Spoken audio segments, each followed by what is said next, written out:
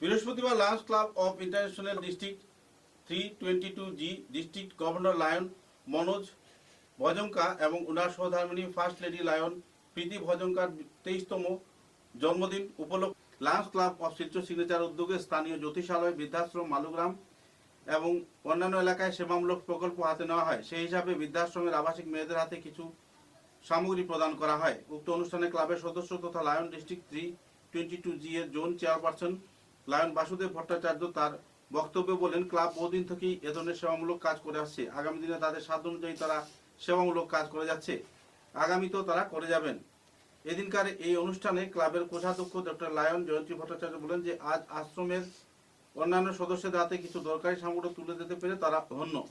বৃদ্ধাশ্রমের কর্তৃপক্ষকে নিঃস্বার্থভাবে সেবা করা যাওয়ার তারা আন্তরিকতাভাবে কৃতজ্ঞতা ও ধন্যবাদ জানান।